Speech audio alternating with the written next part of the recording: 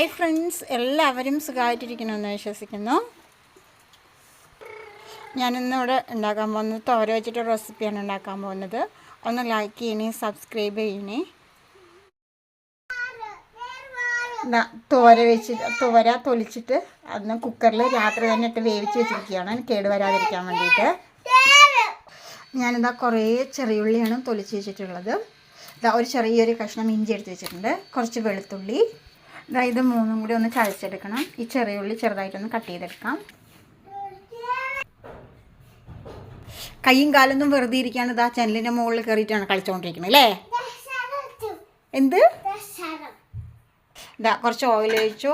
പട്ട, ഗ്രാമ്പൂ, ഏലക്ക, ഇതാ തേങ്ങ, ഇതാ മുളക് പൊടി, മല്ലിപ്പൊടി, മഞ്ഞൾപ്പൊടി. ഒന്ന് വെറുതെ ചൂടാക്കിയാൽ മാത്രം മതി. ഒന്ന് വഴറ്റിയെടുക്കാം.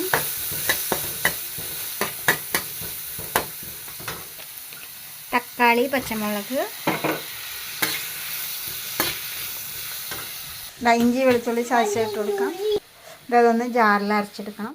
ഇനി വേവിച്ചത് അതിലിട്ട് കൊടുക്കാം. പാകത്തിന് ഉപ്പിട്ട് കൊടുക്കണം.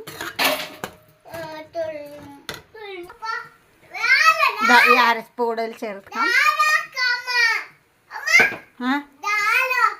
നാളെ വെക്കാനോ? ഓ ശരി.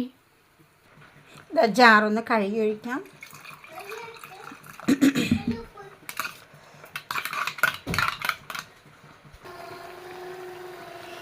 ഇങ്ങനെ ജാറ് നമ്മളെപ്പോഴും കഴുകി ഒഴിക്കില്ലേ, അതിനൊരു ടേസ്റ്റാണ് കേട്ടോ. അതുപോലെ ഈ കറിൻ്റെ ചട്ടീൻ്റെ അരികത്തൊക്കെ ഇങ്ങനെ പിടിച്ചിട്ടുണ്ടാവില്ലേ, അതൊക്കെ ഇങ്ങനെ ഇതിൽ കൂടെ ചേർത്തിട്ട് ഇങ്ങനെ മിക്സ് ആക്കിയിട്ട് കറി വയ്ക്കുമ്പോൾ അതിനൊരു ടേസ്റ്റാണ്.